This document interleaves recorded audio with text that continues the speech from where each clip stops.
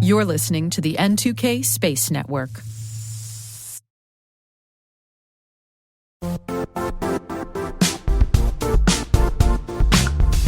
The IT world used to be simpler. You only had to secure and manage environments that you controlled. Then came new technologies and new ways to work. Now, employees, apps, and networks are everywhere. This means poor visibility, security gaps, and added risk. That's why Cloudflare created the first-ever connectivity cloud. Visit cloudflare.com to protect your business everywhere you do business.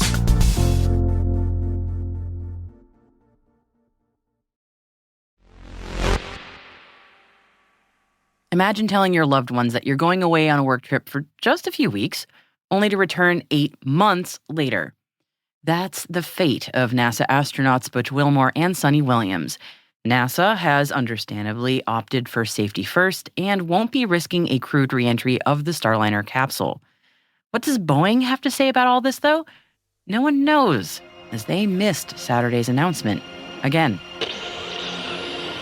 T-minus 20 seconds to LOS egress. Go for deploy.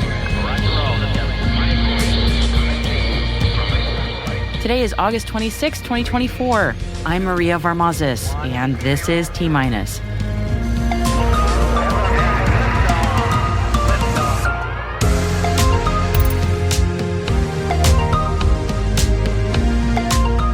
Starliner to return to Earth uncrewed. Butch and Suni to stay on the ISS until February. Blue Origin targets October 13th for the inaugural New Glenn launch. And our guest today is Chris Rose, director at Sent into Space. And Chris will be telling us all about how his marketing firm ended up specializing in space campaigns. It's a really great story, so stick around for the second part of the show.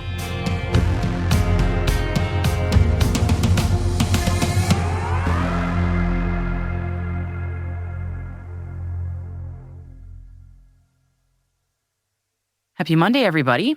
It's been a really busy weekend of space updates, so let's dive into today's Intel briefing. NASA announced on Saturday that Starliner test pilots Butch Wilmore and Suni Williams will not return on Starliner, but instead will stay on the International Space Station until February 2025 as part of the Expedition 71-72 crew, and return to Earth on a SpaceX Dragon, along with 2 other crew from the Crew 9 mission. Starliner itself will return to Earth uncrewed. NASA Administrator Bill Nelson got right to that news in the Saturday press conference, which was full of NASA representatives only. No one from Boeing was present. Issues relating to helium leaks and the spacecraft reaction control thrusters, which NASA and Boeing have been studying since the Starliner's launch, have not been resolved with a level of certainty that meets NASA's safety and performance requirements, the agency says. The uncertainty and lack of expert concurrence, says NASA, prompted NASA leadership to move the astronauts to the Crew 9 mission.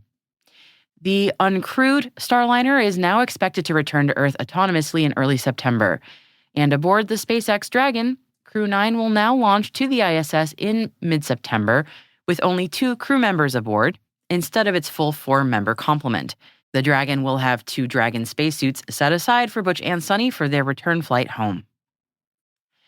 Blue Origin have announced that despite the media rumors of complications at their factory in Washington, they are set to launch their heavy lift New Glenn no earlier than October 13th.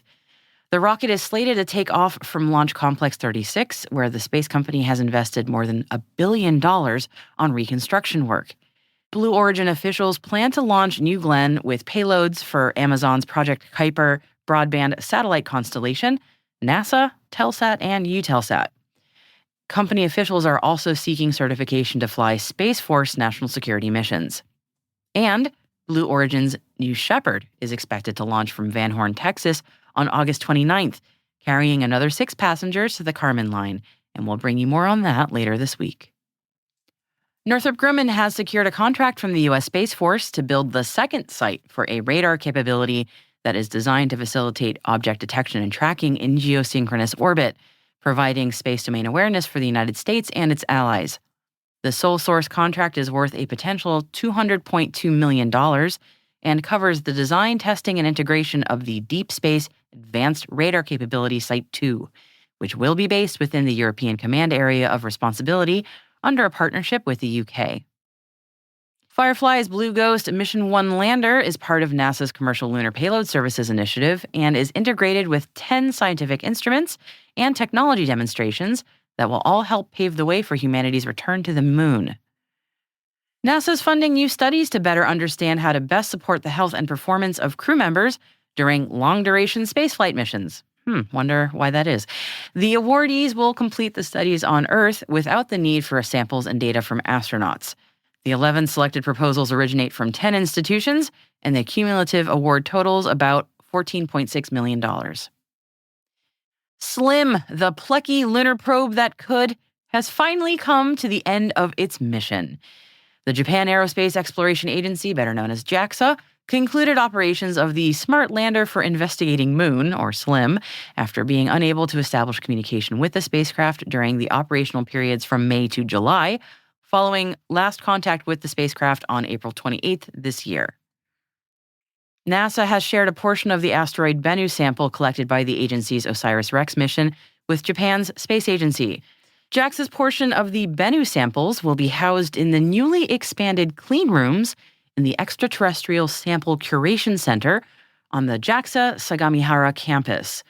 JAXA will now work to create an initial description of the sample, including weight measurements, imaging with both visible light and infrared light microscopes, and infrared spectroscopy. This sample will then be distributed through a competitively selected process for detailed analysis at other research institutes. Moving over to India now, and India launched its first reusable hybrid rocket over the weekend. The Rumi-1, developed by the Tamil Nadu-based startup Space Zone India, carried 3 CubeSat payloads and 50 Pico satellites that were aiming to gather data on climate change. The vehicle was launched into a suborbital trajectory using a mobile launcher. Loft Orbital has announced a new venture with Abu Dhabi-based Marlin Space. The companies are forming OrbitWorks, which would be the Middle East's first private space infrastructure company. OrbitWorks aims to produce commercial low-Earth orbit satellite constellations. The joint venture has an initial investment of over $100 million and aims to produce up to 50 500-kilogram satellites annually. Construction is due to begin on a new manufacturing facility.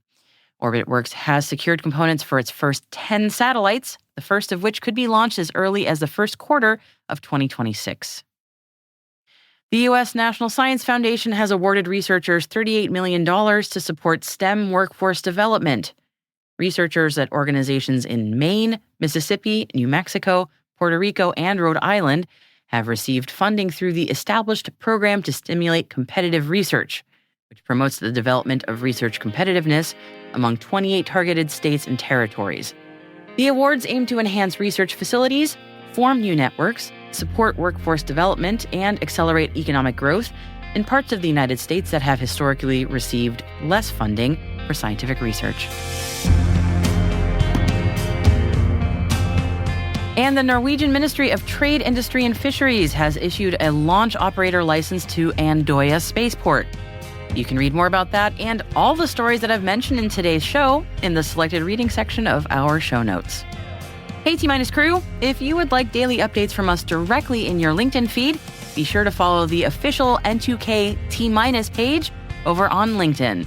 And if you're more interested in the lighter fare of what we do here, we are at T-Daily over on Instagram. And that's where we post videos and pictures from events, excursions, and even some behind-the-scenes treats for you. Links are in the show notes. Hope you'll join us.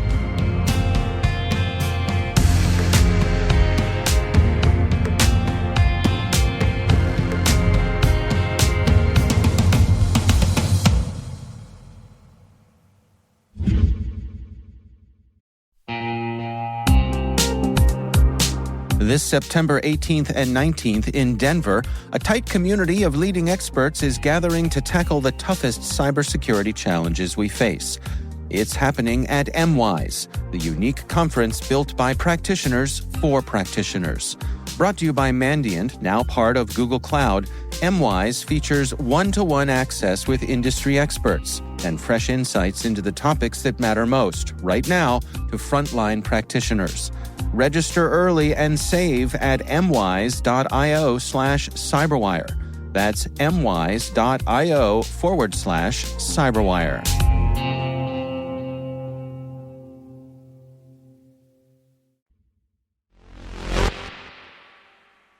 Our guest today is Chris Rose, director of Sent into Space. Chris's marketing firm specializes in using space for all of its marketing campaigns. And I started by asking him to tell me more about how he got started. Sent into Space are the world's first marketing-focused space agency. We began 13 years ago, and originally we were a test platform for technology that was designed for use in space. So a lot of our early work was kind of focused within the CubeSat industry. Essentially, we were a fast turnaround, relatively cost-effective way of getting that technology into the space environment, back down to Earth again, and then back to the manufacturer in question. And so, a lot of that work didn't really have a requirement for high-end visuals, which did very quickly become our predominant focus, as you can probably tell, because within a few short years, we were kind of operating a bit like a PR firm in a lot of ways, because, people were exploring our services as an advertisement platform, whether that's a company who wants their latest product in space, or perhaps they have a wider international campaign, a certain element of which is space related that they want to explore with us. And over time, we started to do a lot more work within the movie industry or music videos for artists. Whatever a client needs us for, relative to their ambitions to do something in space, be it marketing focused, experimental, ruggedized testing, we're essentially a fast turnaround and cost effective way still of exploring that unique environment. That's such an interesting pivot. I have to say, one of the things that often comes up in my conversations with space industry folks is trying to show the value that space can bring in ways that are maybe a little unorthodox, that we haven't figured that out. You all are a shining example of that, of figuring out a really cool way to make space work in an industry where maybe people hadn't thought about doing that before. Because what you all do is so neat. You've been doing this a while. You must have some favorites of the cool projects that you've done. Can you run me through some of those? Absolutely. Well, yeah, listen, there's sort of hierarchies of memories here. There's stuff that I remember because it was so stressful and there was a lot of pressure on that project and the activation opportunity was very complex. We had one go at it, and we'll talk about some of those. And there's some that was just like, we're just so proud to be able to say, wow, one moment that comes to mind was for the Samsung Galaxy S24. To be perfectly transparent, in the sort of infancy of our service proposition, we were doing a lot of projects which were extensions of a thing on a stick, not to sort of compartmentalize what we did too much, but essentially we were utilizing our existing systems to say, hey, your product could be drifting high above the Earth in space, and this could be an incredible brand consciousness raising opportunity for you.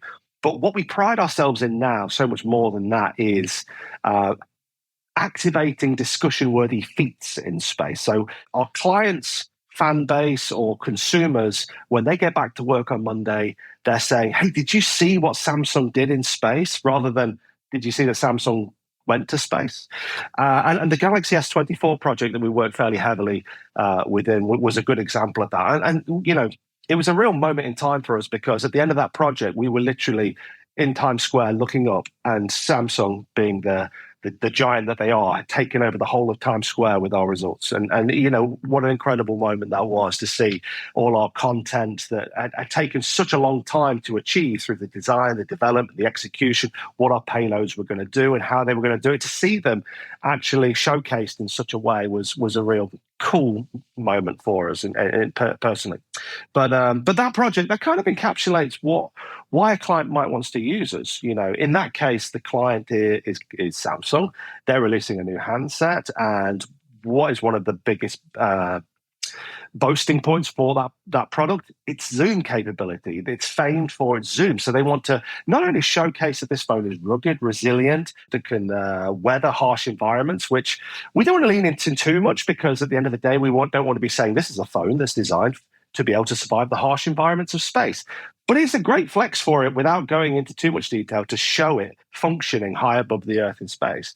The phones had this incredible capability of zooming in from long distances. So you can already tell where we're going with this. We're going to send the phones into space, have them zoom in to areas of interest. In this case, areas of natural beauty around the US, Grand Canyon, Sedona National Park, all these incredible places, LA coastline, and take the phone into space and just let the performance of the handset do the talking and zoom in. I mean, we had some shots and we were blown away by the capability of that phone. Okay, so I have to ask, that is a technical feat. You're sending objects way, way, way, way up, but then you're also, you're interacting with them, you're getting them to do things. That sounds like a very interesting project to be working on. Can you tell me a bit about that? It's a lot of fun, and every project's very different. What we're trying to do is to maximize the storytelling opportunity within the launch. Then we work backwards from, okay, well, if this is what the objective is, visually, technically, creatively, what sort of launch vehicle do we need? How are we going to hold this safely, securely? What angles are we going to shoot it from? How are we going to ensure that this doesn't become physically compromised because of the low pressure or temperature? Is the champagne going to explode too early? So there's a lot of ground-based testing, but ultimately we're designing and developing that launch vehicle that gives us firstly, a fantastic branding exercise in the BTS for the client, but also is able to execute the feat. There have been a lot of really cool missions that you all have done where it's just like, it's sometimes it's just like, it's so beautiful and it just makes a lot of sense when you see it. But if you had explained it to me in the abstract, I would have gone, I don't know why, but when I see it, it's like, oh, that makes sense. So I have to imagine a lot of your conversations with your clients are probably like that, where they maybe they're just like, do they know that they want to just send something into space, or why, or do they just come in with like that would be cool, and you kind of lead them from there? A good question. And I think you're quite right, actually. With the latter, they come to us often with an objective that we are doing this thing, or we are part of this campaign, or we have this anniversary, whereupon we have an overarching narrative that is somewhat space related. So it might be that Nike are releasing the Go Anywhere shoe, and we want to truly demonstrate that this is the Go Anywhere shoe, so we're going to send it into space. Kind of a bit more tenuous because that's not a space-related product, but it's or it might be that this stroller, which is actually a project we did that was for name escapes me. It'll come to me in a moment. But the stroller was designed to be as lightweight as possible. Easily stowed in an overhead compartment on a plane. The lightest stroller you can imagine. So much so the thing's going to drift off into space if you're not careful. And then much more on the nose sort of marketing objectives, where we have Samsung Galaxy, or sort of the terminology or the aesthetic of an existing campaign is heavily space related. So what better way to demonstrate that than by exploring its performance capabilities or something like that in the natural environment of space? Because like you say, the view does a lot of the talking for us. It's very beautiful. It's very provocative and evocative. So, it's a great staging point to showcase a product on the world stage, quite literally. I imagine when the clients see the results, they must it's got to surpass their expectations every time. We like to think so. And I think there is a lot of prior conversation and development work with the clients, so that they are sort of part of that conversation from start to finish. So we'll sort of design the craft and what it's going to look like, and then ultimately we are only launch ready, so to speak, once they've signed off the feature setup. So here's what it's going to look like from the various cameras and different angles, and here's a shot of the activation opportunity happening in testing scenarios. But having said that, we're seeing it, once it's in the majesty of space, you've got a real pronounced curvature of the Earth and blackness of space and reduced. Just like shooting at a high frame rate, so you've got them beautiful striations of light just sort of glancing over the top of their product. It is quite powerful. And we're not desensitized to it either. We've been doing this for 13 years, over 1,000 flights. And every time we see a powerful result, it's a real wow moment for us. I'm glad to hear that. I can imagine you've seen it a lot of times, but it can't get old. It's so gorgeous. I have to just say, we started at the beginning. You mentioned that you all sort of pivoted into this. And I feel like I should have probably maybe asked a little bit more about that, because I think that's just so fascinating. Maybe any words of advice for other companies that are working in space right now that are maybe thinking of some kind of a pivot that might be a little unorthodox? I think my advice certainly wouldn't be limited to the space industry if I had any, and if I even considered it should be respected. But my advice is certainly along the lines of how we operate day to day. We're always wanting to push the boundaries of what we do. I think that's so important for any company. It doesn't matter if you make shoelaces or you make spacecraft. Essentially, we're always looking at ways to not just increase, say, the performance or the aesthetic of what our output deliverables could be. So, when we started out, we were more of a test platform. We broadened our horizons to be more of a PR marketing focus, which allowed us to entertain such a broader demographic of clientele from different industries. We do ruggedized testing, say for like Panasonic Toughbooks, who want to show that their technology really is the toughest. So we're going to get their laptops that not just function in space, but also survive a punishing crash land to Earth from 38 kilometers above the globe. Or it might be that we're doing something more artistic with the revelation opportunity for maybe a literal piece of artwork, who knows? And I guess, going back to my advice, so to speak, putting that in speech marks, that always comes from not resting on your laurels and looking for that continued development opportunity.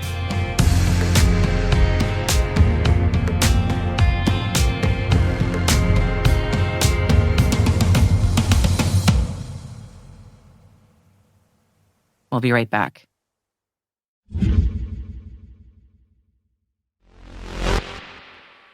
Welcome back. And as I mentioned at the top of the show, Suni Williams and Butch Wilmore are not coming back to Earth until February. And that is quite a lot of time to kill. But of course, it's no vacation. So what exactly are Butch and Suni doing up there in low Earth orbit before their return home? Well, unsurprisingly, they've been keeping quite busy aboard the International Space Station.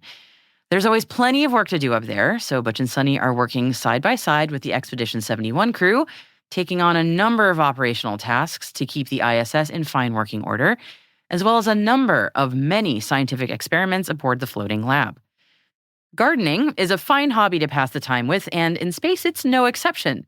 Of the many experiments keeping the two astronauts busy lately, one of them has been giving them an opportunity to test their green thumbs. The Plant Water Management Investigation is a series of tests that Butch and Suni have been running to try and figure out how best to water plants in space. Just think about it for a second. Microgravity makes watering challenging, and there are a bunch of different methods that you could use to get water to the plants, but which one is best in microgravity for optimal plant yields long term? If we're going to have astronauts living and working in space for the long term, we can't just take anything as simple as plant watering for granted. Finding out the best way to do it is just one of those kinds of questions we have to get an answer to. Good thing Butch and Suni have plenty of time ahead of them to figure it out.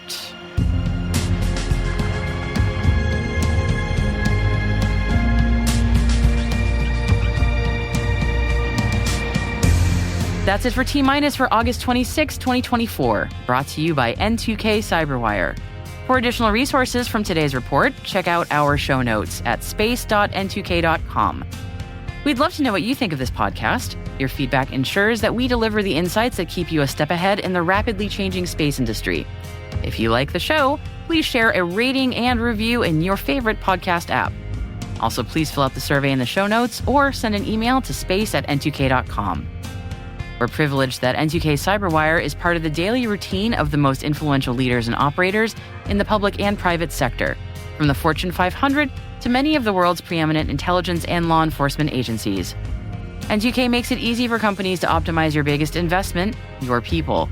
We make you smarter about your teams while making your teams smarter. Learn how at n2k.com.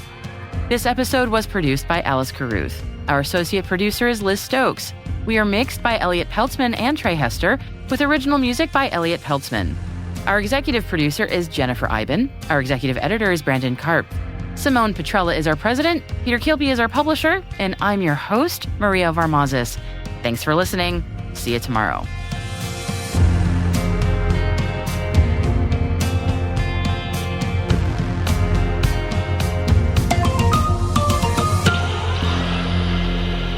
T-minus